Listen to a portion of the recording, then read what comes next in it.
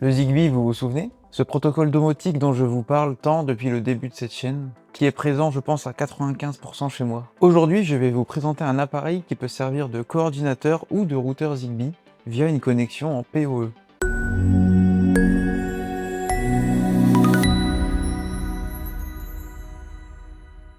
Salut tout le monde, c'est Emeric. Pour rappel, le Zigbee c'est un protocole de communication utilisé en domotique qui permet de faire discuter les appareils entre eux via un système de réseau maillé. Ce mécanisme permet d'avoir une portée plutôt grande. Si vous voulez plus d'infos, j'ai fait une vidéo un peu plus complète à ce sujet. Personnellement, je vis dans une maison d'environ 85 mètres carrés et j'ai 40 appareils Zigbee environ. Le maillage est plutôt bon et je n'ai que très peu de pertes de connexion. À la limite, ça arrive sur mes appareils qui sont assez éloignés, à l'opposé de ma maison, donc plutôt la salle de bain. Là-bas, le réseau est un peu moins bon, mais dans l'ensemble, ça reste très correct. Pour rappel, tous les appareils qui sont branchés sur le secteur font office de routeur. Sur mes 40 appareils, j'en ai à peu près la moitié qui font office de routeur, donc des prises connectées, des ampoules, des modules encastrés. Aujourd'hui, je vais vous présenter l'un d'eux, il s'agit du SM-Lite SLZB06M. Sa fonction première est d'assurer le rôle de coordinateur Zigbee. Donc vous l'avez vu dans une autre de mes vidéos, personnellement j'utilise plutôt la clé de chez Sonoff, qui est d'ailleurs juste ici, que j'avais flashé pour accueillir le Ember. Ce SM-Lite est une très bonne alternative pour plein de raisons. La première, c'est son antenne énorme. Même si bon, on sait que c'est pas la taille qui compte, et ben en fait si, un petit peu. Certains y voient un inconvénient, car ça prend de la place, littéralement, mais en réalité c'est plutôt un avantage selon moi, car cela permet d'avoir une portée excellente pour accueillir un tas d'appareils sur le réseau Zigbee. La seconde raison, c'est sa connexion via le réseau local de votre box. En fait, vous n'avez pas besoin de mettre ce dongle au même endroit que votre box domotique. Vous pouvez le mettre dans une autre pièce, à un endroit un peu plus stratégique de votre maison.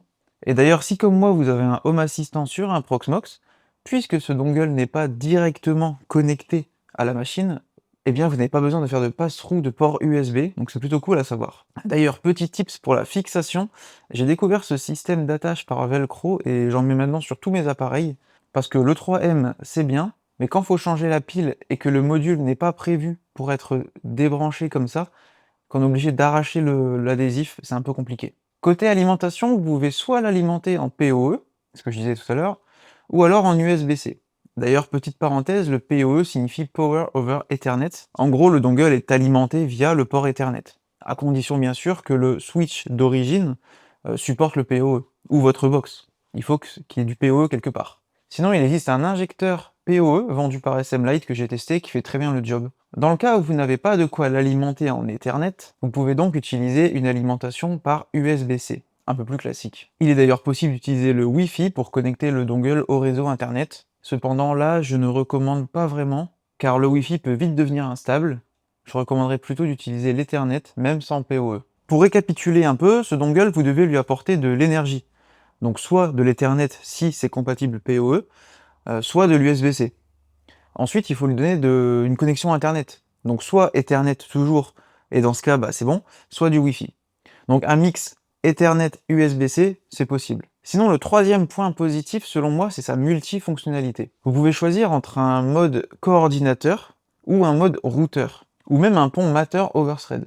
Dans mon cas, j'avoue, j'avais la flemme de réappairer mes 40-45 appareils, donc j'ai préféré garder mon dongle Zigbee d'origine, et par contre j'ai flashé ce SM-Lite en tant que routeur, pour du coup venir étendre mon réseau chez moi. Vous pouvez donc flasher l'appareil très facilement via l'interface, via l'adresse slzb-06m, point local bien sûr. Et d'ailleurs là c'est beaucoup plus facile pour flasher que pour les Sonoff, petite parenthèse. En parlant de cette interface, elle est très cool.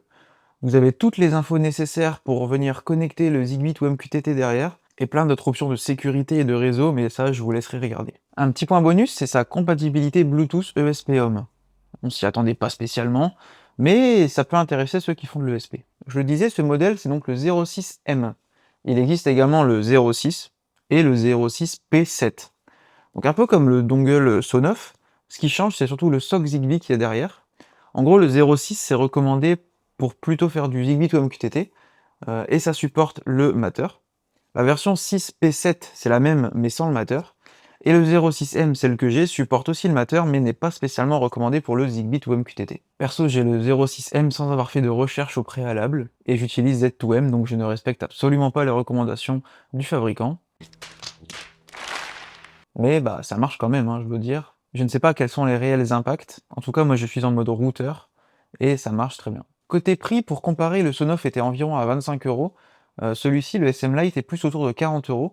La différence de prix est logique, vu les fonctionnalités présentes et la portée incroyable qu'il peut offrir. Cela fait maintenant 2 semaines que je le teste chez moi en tant que routeur du coup, et j'en suis très content. Cela a supprimé les quelques latences dont je vous parlais au début de la vidéo au niveau de ma salle de bain, et ça a nettement stabilisé les connexions. Comme vous pouvez le voir sur le schéma, le SM Lite est maintenant connecté à une grande partie de mes appareils, et plus un appareil est connecté à des routeurs différents, mieux c'est. Je pense que si j'avais découvert ce modèle 6 mois plus tôt, j'aurais peut-être opté pour celui-ci en tant que coordinateur principal. Si vous voulez vous lancer dans la domotique et que vous n'êtes pas à 15 € près, je vous conseille vraiment ce modèle. D'ailleurs, si vous cherchez à discuter d'une référence d'un produit en particulier, une section est disponible sur le Discord justement pour ça.